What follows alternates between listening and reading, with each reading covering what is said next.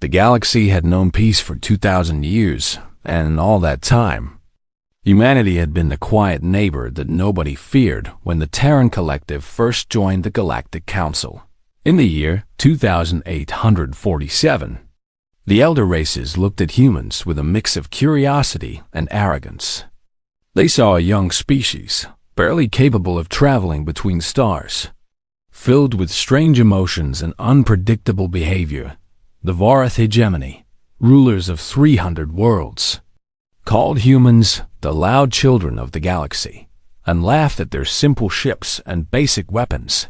The Kathmari Collective, ancient beings of pure thought, barely acknowledged human existence at all.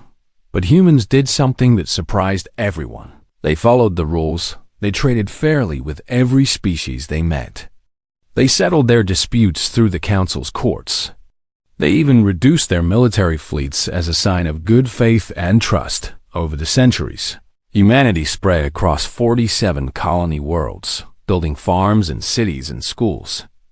They became merchants and scientists and teachers. They married aliens and raised mixed families.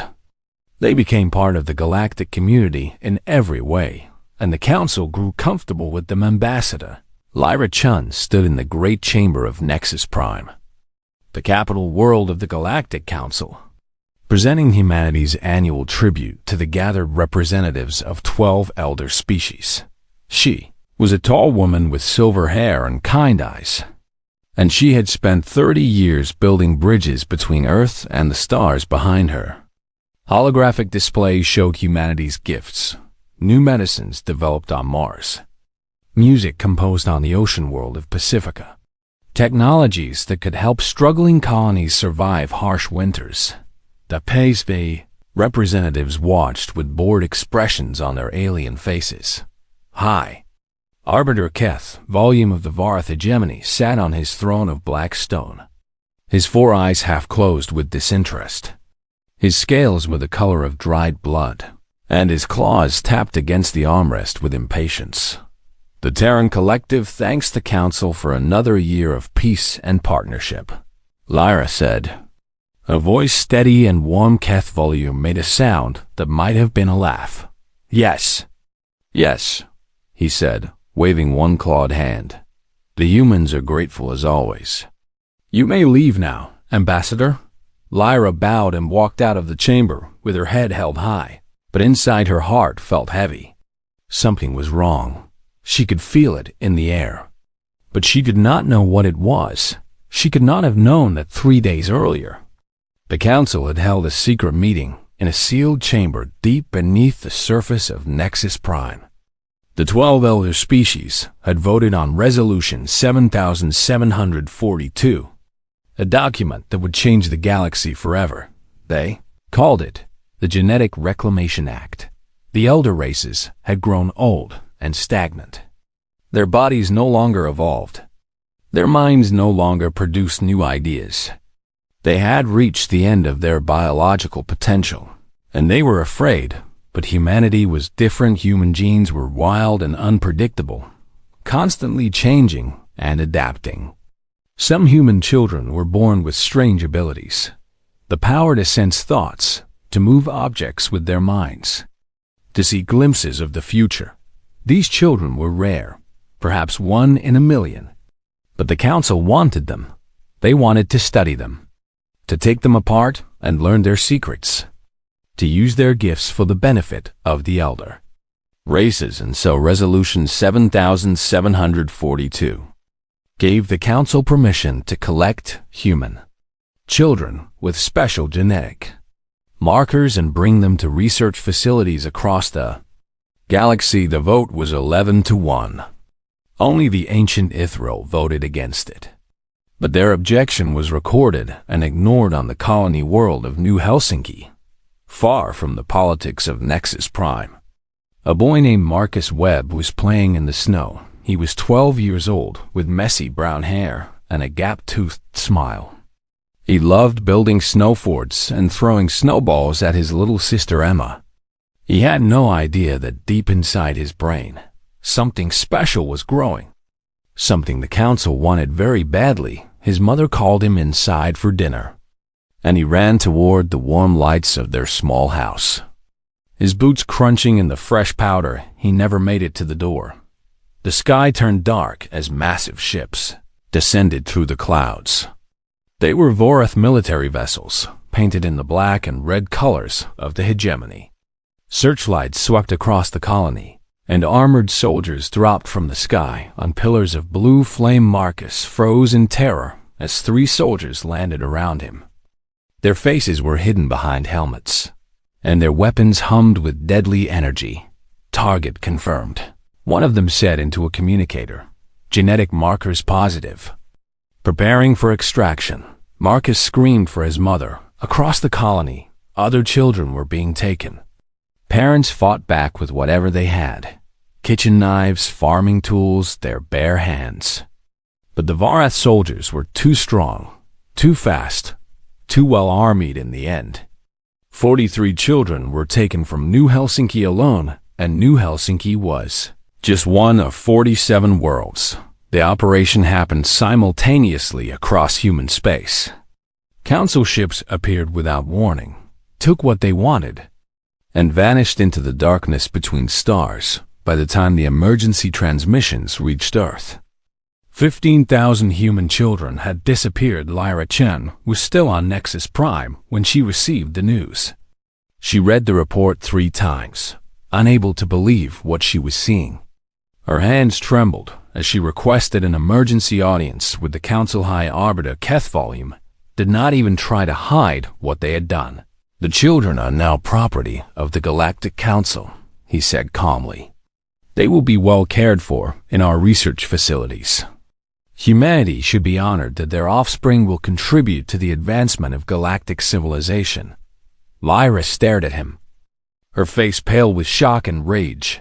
You stole our children, she whispered. We exercised our legal authority under Resolution 7742. HFY replied. It was all done properly, I assure you. Now please, Ambassador, do not make this difficult. Accept the situation and move forward. It is the civilized thing to do. Lyra turned and walked out of the chamber without another word as she boarded her ship back to Earth. She sent a single encrypted message to the Terran Parliament. They have taken our children. They believe we will do nothing. They are wrong. The galaxy had made a terrible mistake, and it did not even know it yet. For 2,000 years, humanity had chosen peace. They had buried their weapons and forgotten their wars. They had trusted the galaxy to treat them fairly. That trust was now broken beyond repair somewhere in the darkness of space. 15,000 children cried for their parents, and the stars themselves seemed to grow cold with the promise of what was coming. The age of peace was over. The age of reckoning was about to begin. The first response from humanity was not fire or fury or threats of war. It was silence within 24 hours of the abductions. Every human diplomat in the galaxy stopped answering their communications. Every human trader closed their shops and locked their doors. Every human scientist packed their equipment and left there. Laboratories without a word. The vast network of human merchant ships that carried goods between 17 different civilizations simply stopped moving. They sat in their hangars, engines cold, crews refusing all orders to fly. The council had never seen anything like it. Trade routes that had operated smoothly for centuries suddenly collapsed. Medicines that only humans knew how to make became impossible to find. Technologies that depended on human maintenance began to fail. The Kefmari collective, who had not eaten fresh food in 400 years because they relied on human supply ships, sent a desperate message to Earth asking what was happening. Earth did not reply. On the frontier world of Sigma 7, Admiral Jonathan Drake received the news of the abductions aboard his flagship, the DS Prometheus. He was an old man with white hair and a face carved from stone by 50 years of military service. His eyes were the color of a winter sky, cold and clear and seeing everything When his communications officer read him the list of taken children, Drake sat perfectly still in his command chair. His officers watched him nervously, waiting for orders, waiting for some sign of what they should do. Then they reached the name Emma Drake, age 12. Taken from New Helsinki, the admiral closed his eyes for a long moment. When he opened them again, something had changed. The cold in his gaze had become ice, and the ice had become something far more dangerous. Set course for Earth, he said quietly. Maximum speed. Sir, his first officer asked carefully, what are our orders when we arrive? Drake looked out at the stars, his hands folded in his lap. We are going to wake up the sleeping dragon, he said on Earth. The Terran Parliament met for the first time in 300 years. The Great Hall had been built long ago for emergencies that everyone hoped would never come. Dust covered the ancient seats, and the lights flickered as old systems struggled to power up. But the representatives who gathered there were not dusty or old. They were parents and grandparents, aunts and uncles, brothers and sisters of the children who had been stolen. Prime Minister David Okonkwo stood at the center podium, his dark face tight with controlled emotion. The Galactic Council has taken 15,000 of our children, he said, his voice echoing through the silent hall. They did this legally under their own laws. Laws we had no voice in creating. Laws we never agreed to follow. He paused, looking around at the gathered faces. For 2,000 years, we have been peaceful. We have been patient. We have been everything the galaxy asked us to be. And this is how they repay us. A woman in the front row stood up. Her name was Dr. Sarah Webb, and her son Marcus was among the taken. What are we going to do about it?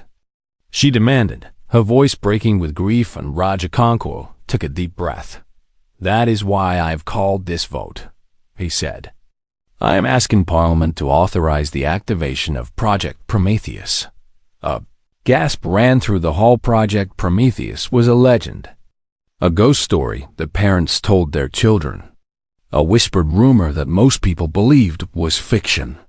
It was said that when humanity first joined the Council, a small group of leaders had looked at the galaxy and seen not friends, but potential enemies.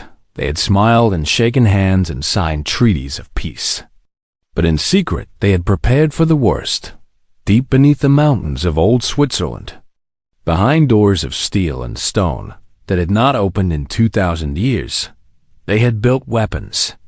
Not simple guns or missiles, but technology so advanced that even the elder races would tremble before them. Generation after generation of engineers had worked in those hidden facilities, improving and perfecting, driven by a single thought passed down through the centuries. Never again would humanity be helpless. Never again would they depend on the mercy of others. The official record said that humanity had disarmed. The truth was far more complicated. Project Prometheus is real, Okonkwo confirmed. It has always been real. And it is ready. The vote was unanimous 3 days later. The blast doors of the Swiss facility opened for the first time since they had been sealed. Admiral Drake walked through corridors that smelled of recycled air and old secrets. Around him, engineers and soldiers moved with quiet purpose, activating systems that had waited patiently for this moment. He entered a vast underground hangar and stopped, his breath catching in his throat. Before him stood the true fleet of humanity, thousands of warships, each one a masterpiece of deadly engineering. Their hulls were black as the void between stars, and their weapons bristled like the spines of angry creatures. These were not the simple patrol boats that humanity showed to the galaxy. These were predators, built for one purpose, and one purpose only. How long until we can deploy? Drake asked. 72 hours, Admiral. A young officer replied. Drake nodded slowly. Send a message to the Vorath hegemony, he said. Tell them they have 1 week to return our children. Every day they delay, the cost will increase. And if they refuse, sir? Drake turned to look at the officer, and for a moment, The young man saw something ancient and terrible in the Admiral's eyes. Something that had been passed down through human blood since the first caveman picked up a rock to defend his family. Then we will teach them what humanity really is, Drake said. The Vorath received the message and laughed. High Arbiter Kethvolume called it the barking of a small dog and ordered his fleet to increase patrols around Vorath space a week later. His reconnaissance fleet vanished without a trace near the edge of human territory. 40 ships, 10,000 soldiers. Gone in an instant with no distress signal, no wreckage. Nothing. Kethvolume sent a second fleet to investigate. They found only silence and empty space, for the first time in his long life. The High Arbiter felt something unfamiliar crawling up his spine. It was fear, and on Nexus Prime, the capital of the Galactic Council, the lights suddenly went out. Every system failed at once, plunging the entire planet into darkness. In that darkness, a single transmission played on every screen and speaker across the world.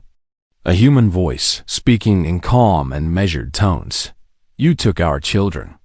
Now we will take everything. The message repeated once, twice, 3 times, and then the screens went dark again. The Age of Reckoning had begun. The war began not with a declaration, but with a demonstration. The Bios, the demonstration. The war began not with a declaration, but with a demonstration. With a demonstration. The Beyond Galactic Council's primary communication station orbited a dead moon at the center of known space. It was a massive structure, larger than most cities, protected by 3,000 defense platforms, and considered completely impossible to destroy. Humanity destroyed it in 3 seconds. Admiral Drake's fleet emerged from slipspace without warning, appearing from nowhere like ghosts stepping out of a wall. The defense platforms had no time to react before strange new weapons tore them apart. The Council had never seen directed singularity warheads, weapons that created tiny black holes and aimed them at enemy ships. They had never experienced temporal disruption fields that slowed time around a target until it crumbled into dust. They had never faced enemies who moved faster than thought and struck harder than gods. The communication station vanished in a flash of light so bright that it could be seen from 3 star systems away, and then Drake's fleet was gone, slipping back into the darkness as quickly as they had appeared across the galaxy. Council species received the same message. Humanity was no longer asking for their children back. Humanity was coming to take them. The Vorath hegemony scrambled to respond. High Arbiter Kethvolume ordered every available ship to defend their homeworld, creating a wall of steel and fire that he believed nothing could penetrate. 3 days later, Admiral Drake's fleet appeared above Vorath Prime. His transmission was broadcast on every frequency, in every language. You have 72 hours to return our children. Every hour of delay will cost you a city. This is not a negotiation. This is not a threat. This is a promise. Kethvolume laughed at the message, though his laughter sounded hollow even to his own ears. He ordered his orbital defense grid to destroy the human fleet. The grid was the finest in the galaxy, built over thousands of years and upgraded with every new technology. It had repelled invasions from 6 different species and never failed it. Lasted 9 minutes against the human assault. Drake's ships moved through the Vorath defenses like wolves through a flock of sheep. They dodged and weaved and struck with impossible precision. Plasma fire that should have destroyed them passed through empty space as the human vessels simply were not there anymore. When the last defense platform fell, Drake waited. 72 hours passed, and no children were returned on the 73rd hour. The capital city of Vorath Prime ceased to exist. It was there one moment and gone the next, replaced by a crater so deep that lava bubbled up from the planet's core. Kethvolume screamed orders at his surviving commanders, but there was nothing they could do. Their weapons could not hit the human ships. Their shields could not stop human attacks. Their soldiers could not even see the enemy before they died hour by hour, city by city. The Vorath paid the price of their arrogance. The council called emergency sessions that dissolved into chaos. The 12 elder species blamed each other for the disaster. The Kethmari collective argued that they should surrender immediately. The Synth Dominion calculated the odds of victory and quietly withdrew their forces from the war, and the ancient Ithrol, who had not spoken publicly in 400 years, sent a single transmission to every species in the galaxy. We warned you about the primates. We told you they were dangerous. You did not listen, and now you will learn on the ground. Human Marines landed on every world where children were being held. They moved with terrifying efficiency, their black armor making them look like demons from an old nightmare, but they were not monsters. They did not kill civilians. They did not burn cities or destroy infrastructure. They came for their children and for the people who had taken them. Nothing more. Commander Sarah Webb led the assault on Research Station Theta 7, where her son Marcus was being held. She had been a teacher before the war, but 3 months of training had turned her into something else entirely. The station's guards tried to fight back, but they might as well have thrown rocks at a hurricane. Sarah found Marcus in a cold white room, strapped to a table surrounded by machines that had been probing his brain. He was unconscious but alive, and when she lifted him in her arms, tears ran down her face beneath her helmet. "I've got you, baby," she whispered. "Mommy's got you. You're safe now." Across the galaxy, similar scenes played out over and over. Human parents reunited with their children. Human soldiers carrying small bodies out of laboratories and prisons and worse places. Not all the children survived. Some had died in the experiments. Others had been so badly damaged that they would never recover. The youngest victim was only 3 years old, a little girl who had been taken from her crib in the middle of the night. When the soldiers found her body, something changed in them. The cold efficiency became hot rage. And for a moment, the council species glimpsed what humanity looked like when it truly lost control. But Admiral Drake gave orders that were obeyed even in the darkest moments.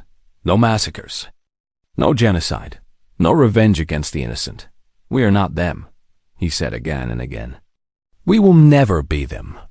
We fight to protect, not to destroy." The war raged for 6 months, and in that time humanity shattered everything the council had built.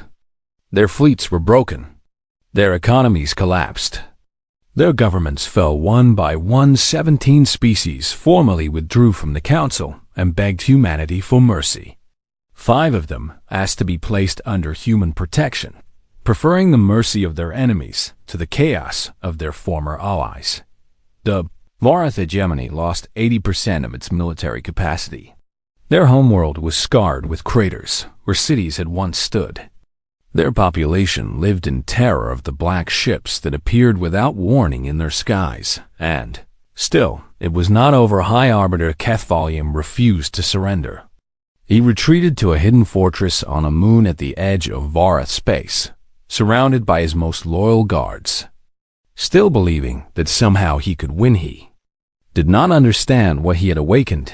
He did not understand that humanity had spent 2,000 years preparing for exactly this moment, and he did not understand that the worst was yet to come in her quarters aboard the TDS Vengeance. General Helena Vasquez stared at a photograph of her daughter, a beautiful girl with dark hair and her mother's smile. Her daughter had died in Vorath custody, not from experiments but from neglect. The aliens had simply forgotten to feed her properly. Helena's hand shook as she looked at the tactical display showing Kethval's homeworld. She had the power to destroy it completely, to kill every living thing on its surface, to make the Vorath pay for what they had done her. Finger moved toward the button that would end 2 billion lives. The choice was hers alone. General Helena Vasquez stood alone on the bridge of the TDS Vengeance. staring at the blue-green world that hung in the darkness before Earth Prime was beautiful from space. Its ocean sparkled in the light of its twin suns. Its clouds swirled in patterns that looked almost like art. 2 billion people lived on that world, going about their daily lives, raising their children, dreaming their dreams. Most of them had never heard of Resolution 7742. Most of them had no idea that their government had stolen 15,000 human children for experiments. Most of them were innocent. Helena did not care. Her daughter Maria had been 7 years old when the Vorath soldiers took her.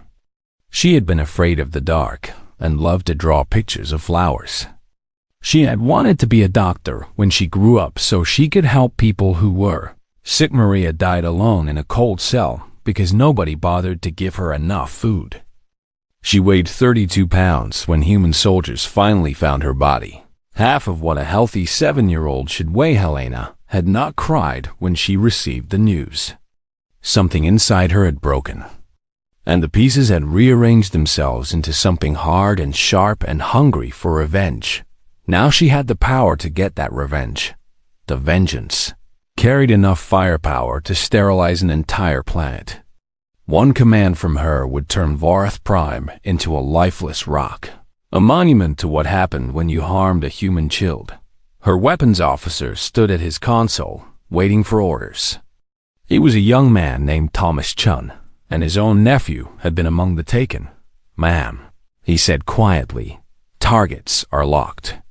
Orbital bombardment is ready on your command." Helena's finger hovered over the authorization button in her mind. She could see Maria's face, hear her laughter, feel her small hand holding tight to Helena's fingers as they walked through the park near their home. She could also see the faces of the Vorath children down on that planet.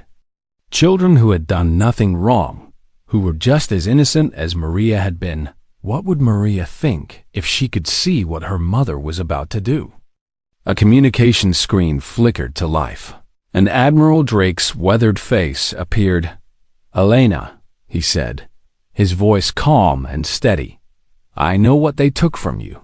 I lost my granddaughter Emma in those same facilities. I understand the rage that burns inside you right now. Then you know why I have to do this."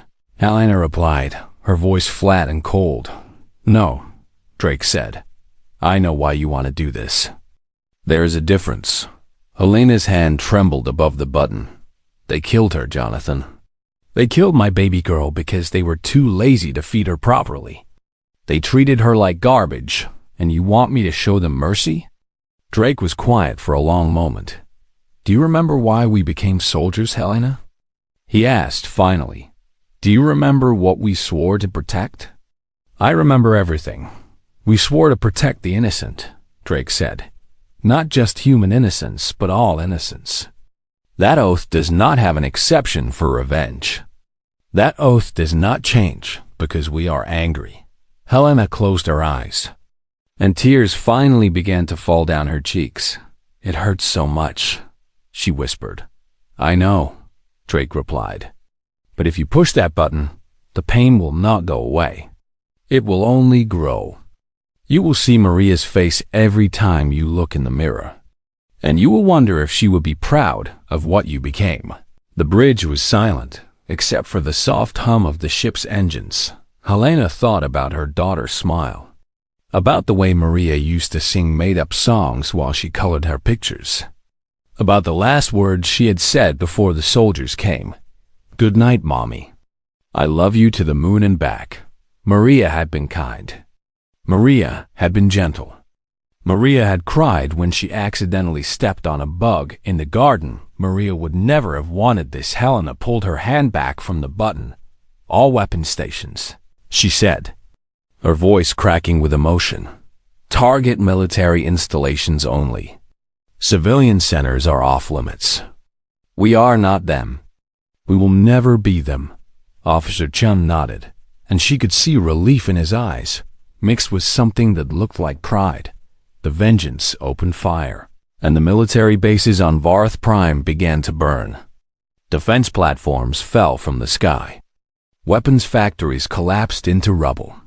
The war machine that had terrorized the galaxy for thousands of years was being torn apart piece by piece, but the cities survived. The hospitals and schools and homes full of sleeping children remained untouched when High Arbiter HFY emerged from his hidden fortress to see what remained of his military power. He found nothing but ashes and defeat. His soldiers were dead or captured. His ships were floating wreckage. His empire was broken beyond repair. Human marines found him hiding in a basement, clutching ancient documents that he claimed gave him legal authority to do what he had done. Commander Sarah Webb was the one who put the restraints on his wrists. "You cannot do this," HFY hissed, his 4 eyes wide with disbelief. "I am the High Arbiter. I am protected by galactic law." Sarah leaned close to his face, and her voice was barely a whisper. "Your laws allowed you to steal children. Your laws said it was acceptable to experiment on babies. Your laws let my son be tortured for months while I could do nothing to help him." She straightened up and stepped back. "We do not recognize your laws anymore," she said. "From now on, there is only one law that matters. You do not harm children. You do not harm the innocent. And if you do, you answer to us." HFY was taken to a transport ship along with the 47 other officials who had voted for Resolution 7742. They would face trial for what they had done. A fair trial with evidence and witnesses and a chance to defend themselves. Humanity would give them the justice they had denied to 15,000 children in the aftermath of the battle.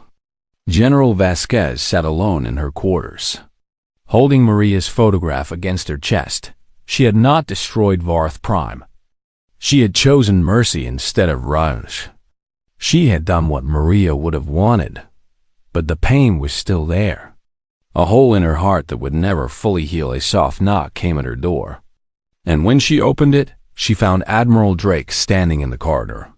"I am proud of you, Helena," he said simply. She tried to respond, but the words would not come. Instead, she began to cry.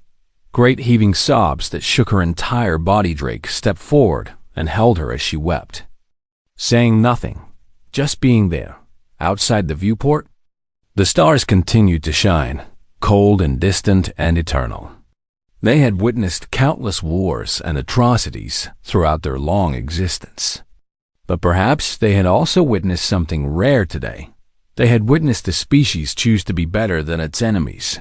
They had witnessed humans decide that mercy was not weakness, and perhaps, somewhere in the vastness of space, the souls of 15,000 children looked down and were at peace. The Treaty of Soul was signed exactly 1 year after the first child was taken. Representatives from every spacefaring species gathered on Earth in the Great Plaza outside the Terran Parliament building. The sky was clear and blue, and a gentle wind carried the scent of flowers from the gardens that surrounded the ancient structure. It was a beautiful day for the birth of a new era. The Galactic Council, as it had existed for 12,000 years, was officially dissolved. The alliance that had ruled the stars with arrogance and cruelty was gone forever, swept away by the fury of a species that had been pushed too far. In its place rose the Terran Accord. Humanity did not demand worship or tribute or submission. They did not install themselves as emperors of the galaxy. They did not seek revenge against species that had stood aside. While their children were taken, they demanded only 3 things: transparency in government, accountability for crimes, and the absolute protection of the innocent. Any species that agreed to these principles was welcome to join the Accord. Any species that refused would be left alone, but watched carefully. Most chose to join High Arbiter HFY, and the 47 officials who had voted for Resolution 7742 were tried before a joint tribunal of human and alien judges. The evidence against them was overwhelming, and their guilt was never in question, but the sentence surprised everyone. They were not executed. Humanity had promised itself that it would not become what it fought against, and that promise was kept instead. Keth Volume and his co-conspirators were sentenced to spend the rest of their lives working in orphanages across the galaxy, caring for the children of species that had been devastated by wars they themselves had started over the centuries. They would change diapers and prepare meals and comfort crying babies in the middle of the night. They would learn what it meant to protect the helpless instead of exploiting them. Many thought it was too merciful. Many thought it was not enough to balance the scales of justice, but the children who had been taken were asked what they wanted. And they did not ask for death or torture or revenge. Make them understand, young Marcus Webb said at the tribunal, standing straight and brave despite everything he had suffered. Make them see what they did wrong. Killing them would be easy, but making them better would be hard. The judges listened to him. And the sentence stood Ambassador Lyra Chun, who had once presented tribute to uncaring alien masters, was chosen to lead the new accord as humanity's first galactic arbiter. She stood on the steps of the Parliament building, addressing the gathered representatives of 100 species. Behind her, recovered children from 47 worlds stood in the warm sunlight, their faces turned toward the sky.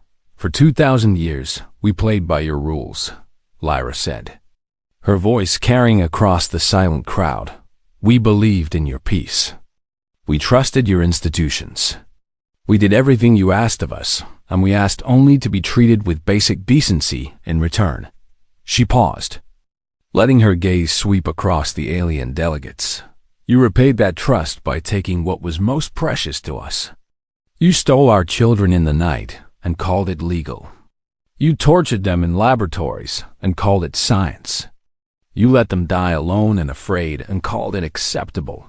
Her voice grew harder, colder. The old galaxy is gone. The one that rises in its place will be built on a simple truth that should never have needed to be spoken. Every child of every species is sacred. Their lives are not resources to be exploited. Their bodies are not property to be claimed. Their futures are not experiments to be conducted. She raised her hand and pointed at the assembled representatives. Break that covenant, and you will not face our diplomats. You will not face our merchants. You will not face our scientists or teachers or philosophers. You will face what sleeps in every human heart. The thing we spent 2,000 years trying to bury. Lyra smiled, and there was something ancient and dangerous in that smile. Pray you never wake it again. The treaty was signed, and the new era began in the years that followed. The galaxy changed in ways that would have seemed impossible before when the Drexy Confederation attempted to enslave the primitive hollows of Kepler 442b. A human battle group arrived within hours and made it very clear that such behavior would not be tolerated when the merchant princes of Ethon were discovered trafficking in sentient beings. Their entire trade network was dismantled overnight when a famine struck the outer colonies of the Synth Dominion. Human aid ships were the first to arrive with food and medicine. Humanity became the galaxy's conscience, not because they believed themselves better than other species, but because they remembered what it felt like to be powerless. They remembered the terror of watching their children disappear. They remembered the cold silence of a galaxy that did not care. They would not allow that silence to fall again. Admiral Jonathan Drake retired to New Helsinki, to the very colony where his granddaughter Emma had been taken. He spent his remaining years building playgrounds and coaching youth sports teams, surrounded by laughing children who reminded him every day of what he had fought for. Emma, now 17 and enrolled in the Terran Academy, visited him every summer. She was studying to become a diplomat, wanting to build bridges between species the way Lyra Chen had done one evening. As they sat on his porch, watching the sunset paint the snowy mountains in shades of gold and pink, Emma asked him a question that she had been carrying for a long time. "Grandpa," she said quietly, "were we the good guys?" Drake was silent for a moment, looking out at the world he had helped to save, he thought about the cities that had burned on Varth Prime, about the soldiers who had died on both sides, about the children who had not survived long enough to be rescued. He thought about General Vasquez, holding her finger over the button that would have killed 2 billion people, and the choice she had made to pull back. He thought about Keth Volume, now old and broken, spending his days caring for orphans, and perhaps beginning to understand the weight of what he had done. He thought about all the moments when humanity could have become monsters and chose not to. "We were human," he said finally, pulling Emma close. "We made mistakes. We almost went too far more than once. We did things that will haunt us forever." He paused, watching the last light fade from the sky. "But when it mattered most, we remembered who we wanted to be. We chose mercy when revenge would have been easier. We chose justice when genocide would have been faster. We chose to protect rather than destroy." Emma leaned her head against his shoulder. "Is that enough?" she asked. Drake thought about the children playing in the streets below, human and alien together, chasing each other through the snow without fear. He thought about the galaxy his granddaughter would inherit, imperfect but healing, scarred but hopeful. "It has to be," he said softly, "because that is what makes us human. Not our strength or our technology or our capacity for destruction. It is our ability to look into the darkness and choose to be light." Emma smiled, and in that smile Drake saw everything worth fighting for above them. The stars came out one by one, and for the first time in a long time, they did not seem cold or distant or threatening. They seemed like a promise, like countless worlds full of children who would grow up safe because humanity had decided to stand guard. The war was over. The healing had begun, and somewhere in the vastness of space, the spirits of 15,000 children rested peacefully, knowing that their sacrifice